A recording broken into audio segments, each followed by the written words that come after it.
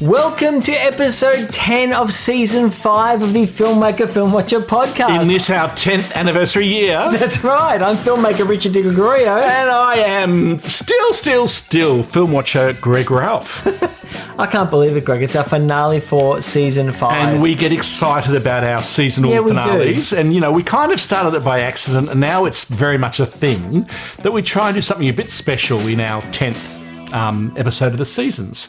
So I remember back in season 1, the 10th episode was our Ode to Cinema. Ode to Cinema. All 10 years ago. And I've completely forgotten what the other ones were, but let's just move smoothly on. I'll look it up later on.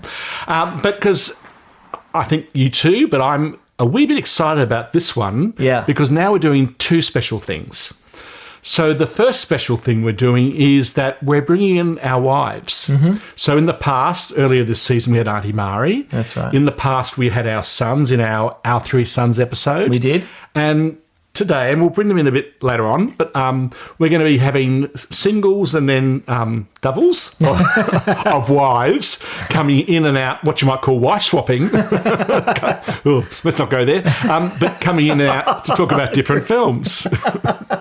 I'm saying this with my wife sitting right next to me. Anyway, yeah, and our wives are people who are often watching this podcast films with us, for better or worse, through choice or not. So we often share opinions, for better or worse. And sometimes, you know, they can love it or not, and you can have a discussion about it before the podcast. And regular listeners will remember from our last Christmas episode, Christmas 2024, I talked a bit about my wife Naomi and her response to A Boy Called Christmas. That's right. So we thought, let's actually bring them in and put them in front of the broader listening world. So that's one thing. The second thing we're doing special is that at the end of our most recent episode, Season 5, Episode 9, we spun what we called the Cinematic Wheel of Fortune to give us 3 film profiles. That's right. Consisting of what decade a film was made and which genre it belongs to. And tonight's the payoff. We have found 3 films that meet those 3 profiles, again, for better or worse. And we're going to review those 3 films in tandem with our wives, Niniane and Naomi. So, let's look at the first film, which we did spin. What did we spin? Well, let's replay it.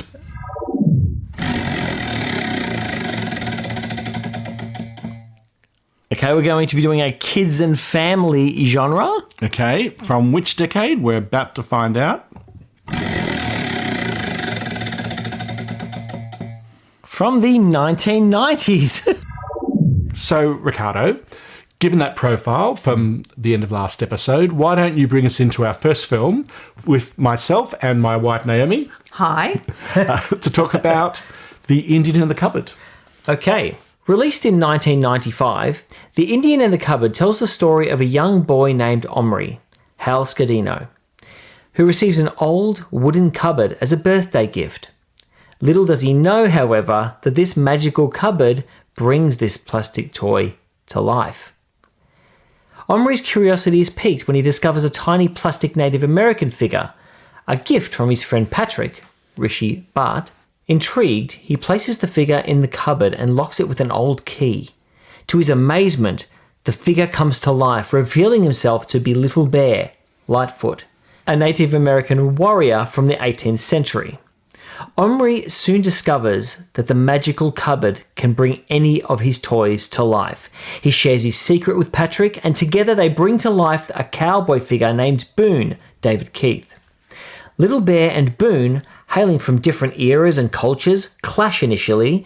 However, they gradually form an unlikely friendship, learning to respect each other's differences. Omri, meanwhile, grapples with the responsibility of caring for these miniature people, understanding that they're not just toys, but living beings with their own stories and struggles. He witnesses the clash of cultures and the impact of historical events on Little Bear and Boone. He also learns about the importance of respecting life, regardless of size or origin. The Indian in the Cupboard is directed by Frank Oz, who directed hits like In and Out, Bowfinger, and Death at a Funeral.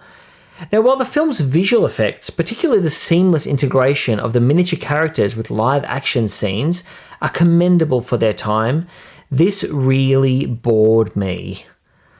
I found most of the performances quite wooden. The musical score was overpowering and gushingly sentimental. I felt they made this choice to compensate for the average performances. The score literally tried to tell us when to feel. Sorry, no. The film is also quite slow, taking a long time to get going. I was just waiting for it to end, and for a family film, that really disappointed me. I usually love these types of fantastical family movies, but that being said, I still think kids would enjoy it. Now, starting with Naomi, were you taken by this film? No. At all? No. Really? It had a good concept. I loved the idea of get something going in a cupboard and coming out alive. That's what I did too. I loved the key. I thought the key was absolutely beautiful, but I was bored. Yeah, I was bored too. And they kill off the mother yet again. Yeah. They kill off the mother. The Indian can't live without a wife. I just got annoyed. So there's your first insight to watching movies at our house. Because I liked it. Really? I'm sorry, I liked it. I'm not sorry, I liked it. Yeah, really? Look, it's not great. It's a little dated. I didn't find that an issue. No. I think you suggested that the special effects might have dated a bit. Because they don't. I kept looking for the joins. I mean, this is a film made in 1995. Films that are that old, I expect to sort of see the creaks in the special effects. And I kept looking for them in this. I kept looking for edges of green screen or where, an actor was inside another actor's hand, looking for where... And it was all done so beautifully. No, I said... No. I commented on the visual effects. I thought they were okay. But... Isn't that an indication you were bored when you were looking to see... No. Visual effects? Yeah, the visual effects? No. Why did we invite her on? Look, it's a bit dated looking. It is a bit slow. I'm a bit AC/DC about Hal Scardino, who plays the young Omri, who's the lead character, who's on camera most of the time. I think all of the performances are very wooden. Oh, no, I don't think... I just think he was a bit too wide-eyed sometimes when he was meant to respond to something. But no, I thought he held it together well. And I really like the themes in the story. Yes, there's the fantastical, magic, put something in the cupboard, it comes to life, for better or worse. Which I loved. And there was some moments in there, like when he opens the cupboard, puts Darth Vader and RoboCop and all those... They had to get special permission to do Darth Vader. That was really, really... I loved that little bit. And so there were moments there... There are moments. Yeah, but they're not just like, fun or special effect moments. There are story moments. So the moment when he puts the old Apache Indian into the cupboard to get the bow and arrow, and spoiler alert, he dies, and they're suddenly confronted with the fact of death of old people. The clash... I was not feeling it at all. I'm sorry, I was. Sorry. Well, okay, no, it's okay. Yeah, it's okay. It's all right for you to be wrong. And there were the moments about the interactions between Boone and Little Bear. Yes. And the clash of their cultures. And there's a dark moment where something goes horribly wrong. And I felt that. I'm sorry I did. I keep saying I'm sorry. I'm not sorry. I don't think it's the greatest film I've ever seen. No. But and maybe it's a bit about due for a remake because it's 30 years ago. I like Frank Oz as a director. So when I love In and Out. Yeah, well, all of them, all of those ones I mentioned are fantastic, and they're tight films, and they're really, and there's no boring moments. They're very paced beautifully. I came into watching The Indian in the Cupboard knowing it was from 1995. Knowing that, I can get into the Never-Ending Story from the 80s and love that film. And I love films of the era and those family films. But so I was quite excited to see it because I hadn't seen it. It's a Frank Oz film I hadn't seen, and I've liked everything else I've seen him do. And I found myself really bored by it. And I couldn't believe that someone who can get performances like in Death at a Funeral or Bowfinger, great performances out of these, can wield such... They're comedies. This is not a comedy. That's the difference. It is, but no, this is not a comedy. I know it's not a comedy. It's a family moments, but it's a family film. Yeah, but it's a very different film. So now what I think you're saying is that Frank Oz can only do comedy. No, I'm not saying that. I'm saying the pacing was off. I'm saying maybe you're right. The pacing was off. What do you think, Naomi? Do you agree the pacing was off to you? Oh, it was slow. Slow going. And for a family film, the violence was disturbing. Well, now we're back to A Boy Called Christmas. The violence. Hang on a minute. Which part? The fighting scene. So did you A bit bloody? Bloody and Yeah. screaming and carrying on. Did you find Boone and Little Bear wooden? I found Little Bear wooden and Boone, just quite two-dimensional. Because they're supposed to be plastic. Touche. Yeah. No, I like the fact it dealt with death. I like the fact it dealt with racism and colonial history. Yes, I get that. And about the cowboy-Indian relations and the fact that these two guys could get past that. Could have done it a lot struggle. better to me. Yeah. The other thing, I'm going to move right along, the other thing that struck me about is this, compared to probably most family films I can remember, the parents are almost non-existent. Yeah, and Like, you've got Lindsay Krause as the mother, who's much warmer than in House of Games, which we critiqued in a few episode scenes. 6. I just can't. I can't. It's like And Richard robot. Jenkins. No, and Richard Jenkins Great Richard as the dad. But no, again, it doesn't do much at all. yeah, almost nothing to do. Yeah. Even the teacher didn't have a lot to do. Richard Jenkins has looked the same forever. Well, you know who hasn't? Steve Coogan, Oh yes, actually, Steve Coogan as the army. medic. As the army. I World War liked One. Yes, him. he was good. He was good. Yeah, Oh he my was God, good. there was something good in the film. Yeah, there was. He was good. I quite liked Steve Coogan, but no, it just didn't get me at all. I wasn't. I wouldn't say it was slow, but I unlike you, and I'm not sure about Naomi, I had seen this film before, quite a while ago. Oh right, okay. Which is why it came to mind. But I couldn't remember much about it. And I did wonder, where was the story going? Like, it was obviously leading up to something, and I wasn't sure what that was. So it was maybe a bit slow to get going, but I didn't find it slow overall, no. It's probably also worth pointing out that it bombed at the box office. So it had apparently mixed to positive reviews from critics, but it bombed. It had a $45 million budget, and it recouped, almost 36. yeah. So yeah. it didn't do well. And for a family film, especially at that time too, when a lot of people were going to the cinemas, to me that says a lot. Because the concept itself, and apparently it's based on a book, A series of books, a series of books. Apparently the books are fantastic and really wonderful. It just didn't get it. It just didn't go there, I don't think. So, Naomi, out of 10, what do you reckon? 5. A 4. Honestly, that's for the effects. Wow. I really didn't like it. The effects were good. I just didn't like the violence. Yeah, there we go. Okay. Well, I feel like if you're 5, you're 4, I should say 3, which is why we probably only have 2 people in this conversation. No, I'm going to give it a 7. Oh, wow. I know, I like it. Look, it's a bit dated. Look, maybe it is a bit slow, but I still think it's a really good film and a film to make kids think. I just found it was just trying to make me feel rather than actually having a story to make you feel. And that's why I did, when the music and the score just overpowered moments, which I just went, you're just asking me to feel here, but I don't feel anything because the performances that aren't making me feel. Oh, no, the story's not making me feel, and you've just got this cue emotional music, sentimental music, trying to make me feel something. And I'm sorry, I think that they just overcompensated that. Well, you typically notice music much more than I do. I notice song, but not music so much. It was overbearing. Well, I don't remember that, but what I do remember is I felt when a character is shot by an arrow. Yeah. I felt that. I really thought, because I couldn't remember where the story went, and I felt that was dark, but I thought it made some very good points. See, when that happened, I saw what it was trying to do, and I just thought I should be feeling something here, and I'm just not. Okay. I was looking forward to watching this. Well, might be time to spin the wheel again. So moving right along after that, after a few disagreements on that last one, They ganged up on me. I'll introduce my other half, Niniane, on the podcast here. Hi. That's exactly what Naomi did. That's right.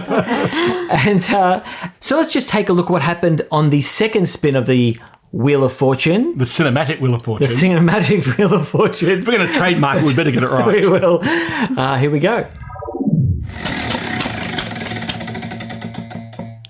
A romance and rom-com. All right. This is nowhere near as exciting as I was hoping, is it? Yes, go for it. From the 2000s. Oh, come on. Yes. So 2000s rom-com. Or romance. Or romance. And we have chosen the Wong Kar-wai film, In the Mood for Love. Greg, tell us about it. This year 2000 film tells the story of two neighbours, a secretary, Sue, Maggie Cheung, and a journalist, Chow, Tony Leung Chow Wei. They move into a crowded Hong Kong building on the same day in 1962. At first, they have little to do with each other, but are drawn closer together as they realise their spouses are having an affair.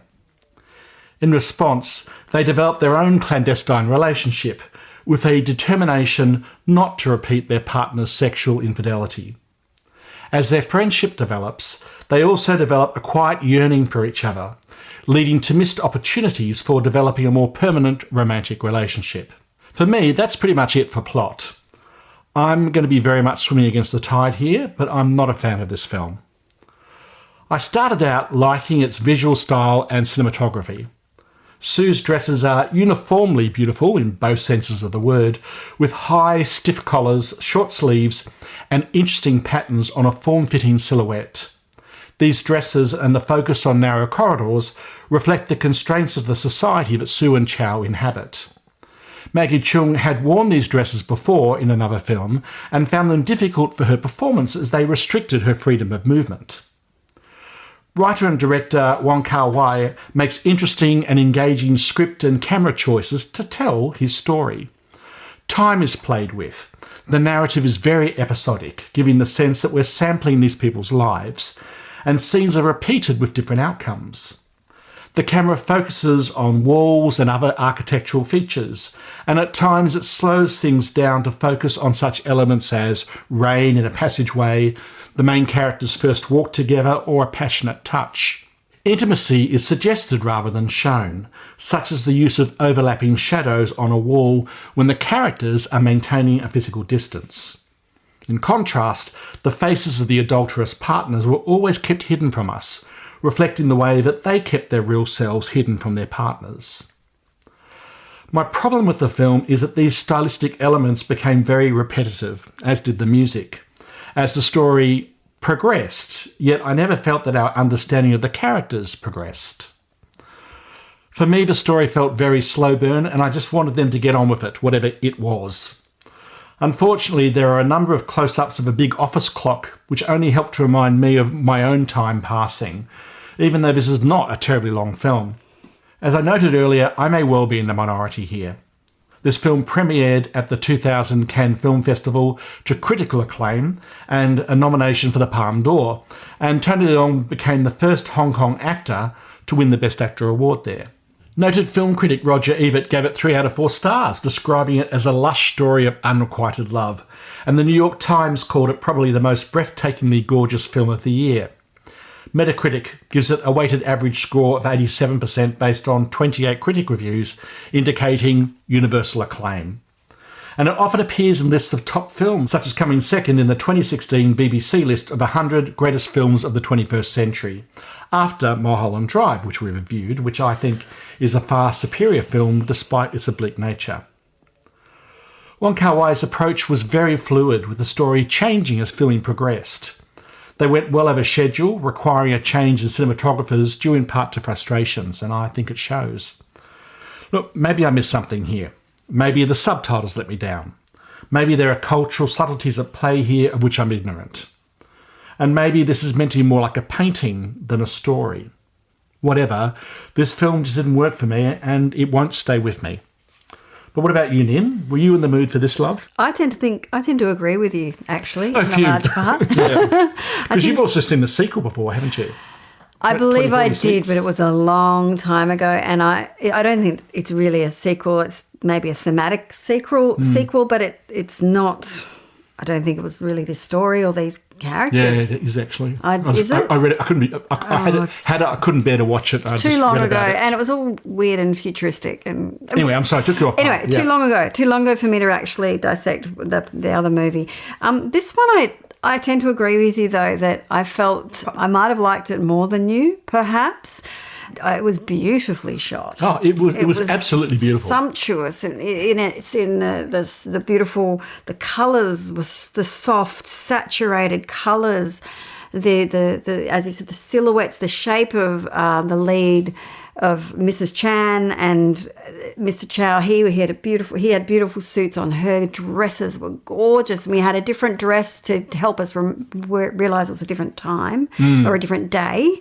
And so visually, I mean, it was stunning. And those narrow lanes, the smoke when he was smoking a cigarette. There was so much smoke coming out. Beautiful smoke shapes. Yeah. And so there was so much that was beautiful and lovely to look at. And the hair was perfect and they were very attractive leads. And their performances were lovely and subtle. Yeah, I don't criticise the acting. No, but... Or the look. But it was... For not a very long film, it felt long. I mean, it's just a smidge over an hour and a half. Yeah. And I was clock watching, my own clock as well as one on the screen. Yeah, like it had such a slow build that it just made it seem like a long film within that time frame. And so that slow build was okay. But I knew, I had a feeling pretty early on that it was going to be not a very satisfying film, all the unrequited love and the beauty and the yearning. I thought it's not going to... Yeah, but I also felt like the ending really, really quite annoyed me.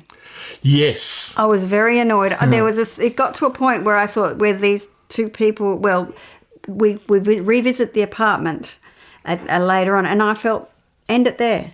And then suddenly we're seeing footage of archival footage of Cambodia and Charles de Gaulle visiting, and suddenly we're like, this is just an excuse to film in Lovely Temple. Why are we here now? I know he could have screamed into any mountain. Yeah. Well, look, in some way, and this has just occurred to me, I think that's emblematic of my problems with this film. It is beautiful. There is a potentially compelling story in here about these two people who fall in love in a very repressive time and place and who have unrequited love. But I think, I say this so often now, but I think the problem is story. The story and the revelation of who they really were as people, it didn't work. But we should ask Ricardo, see if we're going to repeat the last little bit and have it 2-1, or are you on board? What do you think? Okay. I also think the cultural aspect you mentioned... Yep. Perhaps there's cultural stuff that I've missed. Yeah. And that if you grew up raised in that world, you might get the repression, you might understand that unrequited thing, and you might, it might have a different ring. But so many critics seem to love it who would be in the same boat as us, I would imagine. True. Anyway, Ricardo. Sorry, I've been thinking about this all day. And because I felt a bit the same as you both about it. Of course, we can go on all night about the beautiful cinematography, but I felt that if we're talking about cinematography, to me it's captured like a dream. It's a dreamscape here. The music, the cinematography, the subtle performances, they're isolated characters. They're trying to find something because they don't know. They've found out of this affair. And they're just needing that connection, all right? And so I think the slow quality and that dreamscape quality of the film actually works. And so I've actually come to enjoy it today while thinking about it, and I will revisit it thinking that it's one of those films that is staying with me. I didn't feel too much for the characters when I ended the film. It did everything cinematically that I would have loved. The camera shots, the way they framed the shots. The camera is often paced close to the characters, and the use of slow motion as well creates that sort of dreamlike quality to it. And the repeated scenes would feed into that as well. Absolutely. A bit like Mulholland Drive. Yeah, and so I find myself loving the film, thinking about that today, more than when I finished it. So I think this is going to be a rewatch for me. Yeah, I think to watch it again would be... To watch it again and just to get that little bit more out of it. I think my problem, in the end, apart from how the film was made and how that might have impacted the lack of story from my perspective, I think in the end my real problem with it is I think the characters are unknown and unknowable, the two leads, that you don't really get to know much about them. The most interesting thing about her was that she was a hypocrite because she has this big emotional reaction to her husband's having an affair. But meanwhile, she's facilitating her boss's affair without any qualm, organising presents and dinners with the wife and the mistress.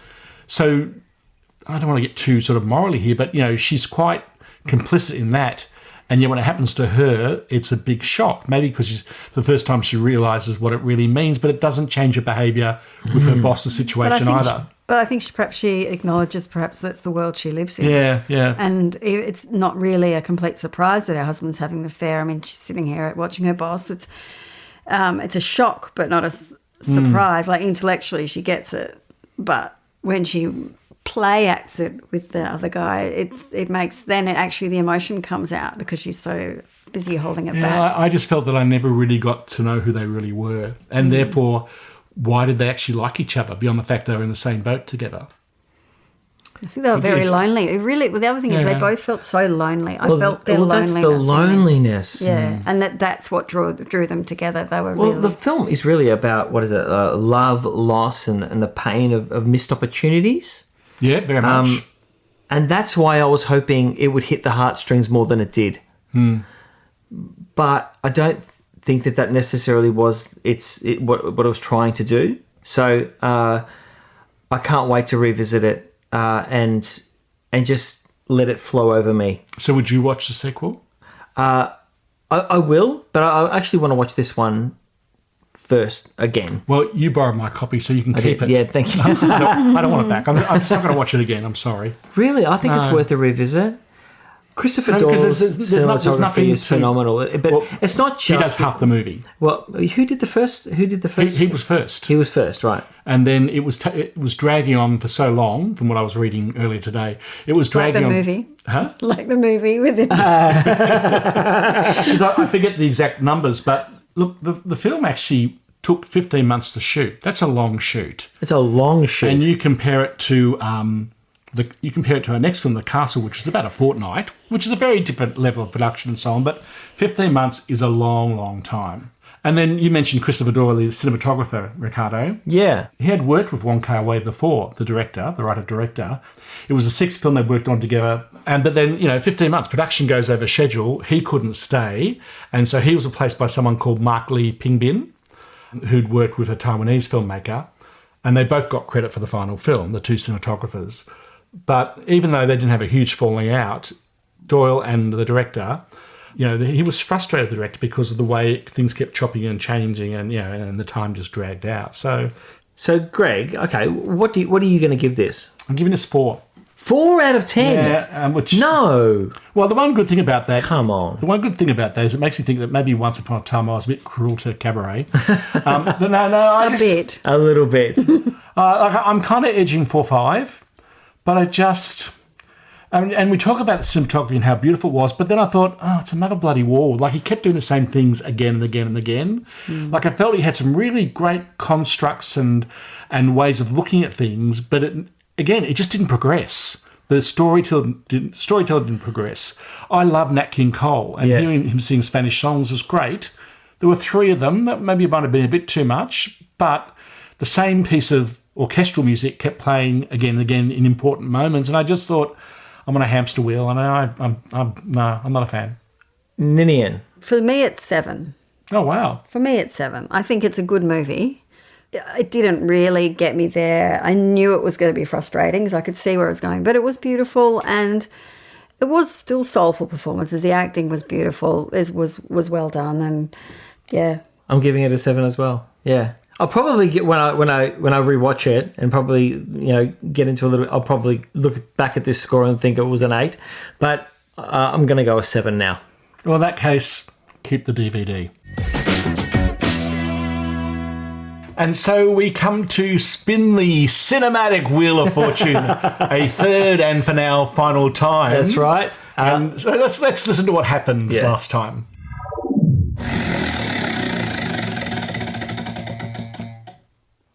Okay, so the genre we've got is a comedy.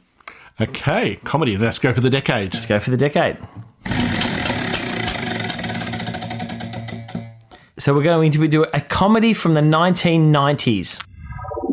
So there you go.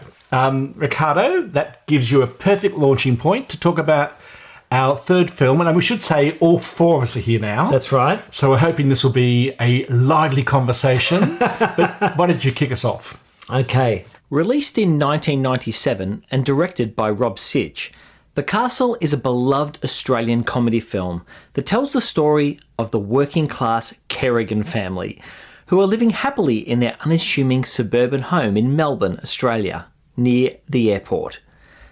Their simple lives, filled with backyard cricket, greyhounds, and a deep appreciation for the humble beauty of their house, their castle, are upended when they receive a compulsory acquisition notice from the government.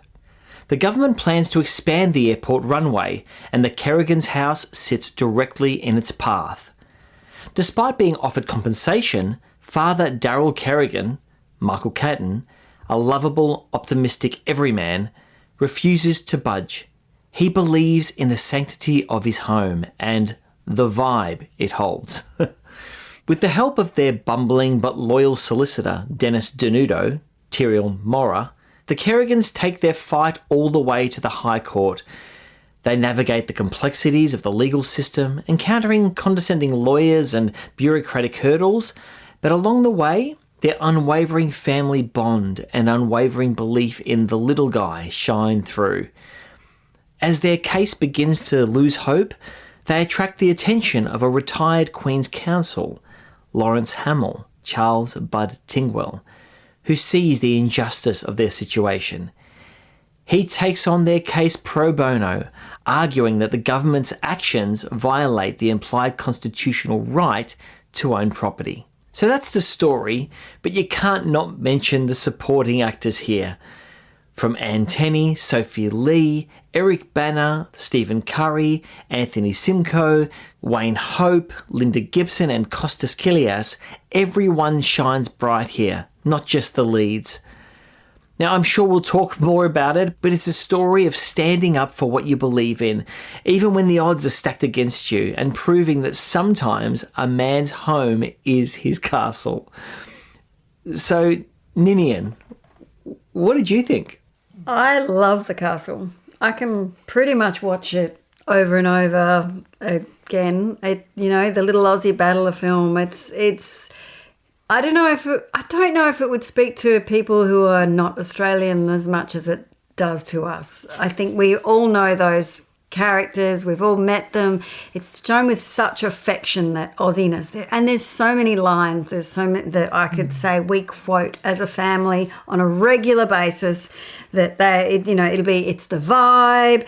It's Dad, I dug another hole. It's I don't know, but it's what she does and what you do with it, with how you do it, and I don't know. There's just so many lines in it. Suffering your jocks, You dickhead. Like they're just so quintessential. I made a Aussie. list, so we haven't yet said straight to the pool room. Yep, going straight. Tell him he's dreaming. I mean, your family quotes these. No, Australian culture quotes these. I mean, it really hit at home. Yeah. What do you call that, Dal, with the cooking? Yeah. How's the serenity? The Constitution. It's just the vibe of the thing. And one of my favourites, get your hand off it, Darryl. And the one I had to stop and pause and replay the DVD to get it. Oh, Steve, could you move the Chimera? I need to get the Tirana out so I can get to the Commodore. Well, I have to get the keys to the quartet if I'm going to get that Chimera out. Yeah, watch the boat, mate. Anyway, I'm sorry, I digressed. No, We're going to Bonnie Doon. Dal. Oh, it's just, it's amazing. So, I don't know, I don't know how many times I've watched it. I think we've probably watched it every few years, and it's just such a... Heartwarming too. Yeah, it's heartwarming. It's a story. A classic. And, I just love all the different characters. Yeah, all the neighbours, the old... What is it with wogs and cash? So many lines. If you're Arab and you tell me you got a bomb, they believe you. I like this bomb. Yeah. No, I like this plane in my country. Yeah, no, it's good. Naomi, what did you think? I liked it. Yeah. I liked it. I liked the fact that the son spoke with such love and admiration for his father. Yes. I thought that was lovely. Yeah. And I thought they're this family that love their life as simple, and they just thought they were the bee's knees. Yeah. I love that. The whole family. Yes. And Tracy going to, Sunshine Tape was it was. That was lovely. That was so lovely. Just so proud. Yeah. Yeah. And when he's talking to Bud Tingwell's character, the QC, the QC, the lawyer, and he goes, when she got into Sunshine Tape, was proud as that. And he, a bit like your son, well. Yeah, Yeah, but the great thing is that the Bud Tingwell character, who's a very well-established, esteemed, loved actor over many decades here and in Britain, who's no longer with us, but his character at first is kind of a bit bemused and maybe amused by the Daryl character. Yes. But they end up becoming great mates and they go fishing regularly and they connect. And you said a moment ago, Ricardo, this film is heartwarming. I think that's the nub of it. It's a film that just has heart. It does. And it has heart in a way that, you can probably hear in the way we're talking about it, that we connect with and a lot of Australians connect with. So you raised the question of whether people outside Australia would get this film or not. And my answer is, I don't know, but people who are interested in Australia do. So there's a guy, if he's listening, Alan, an American guy who I worked with some years ago now at an Australian company, and I found out he'd never heard of The Castle. I said, you've got to watch The Castle. This is the film that will best help you understand contemporary Australia. And he loved it. Then he raved about the film to lots of other people and so on. So if you have any kind of connection with Australia, modern Australia, I think you will. And I think there's some things you can critique in this film. Like it's almost like a TV show in terms of its technical execution. Well, let me talk about everything that. else just passes that. Let me just talk about that for a second, because they didn't have a lot of budget for this film. It was shot on film. Apparently they didn't have they've got no bloopers or outtakes for this. They had to get everything, like they rehearsed it to a T. So it was literally when they filmed, they got it because they didn't have the budget to go over. Now it was they wrote the screenplay in 2 weeks. There you go. The shoot went for 10 to 11 days. So that's a week and a half. You compare that with the 15 months for In the Mood for Love we just finished speaking about. Yes. Poles apart. And they got it to rough cut in about 2 weeks, and on a budget of about $750,000. People always talk about how the cinematography is awful in it, right? And people go, it just looks bad. But that's part of the charm of it. Yeah. It does. It's meant to. It's not meant to look. It almost feels like shiny. It almost feels like a family documentary. Absolutely, but better handled. It's just you couldn't have a shiny film in that home. You know what I mean? So it's and that story. This is them. This is their life. This is their simplicity. So the cinematography had to be simplistic as well.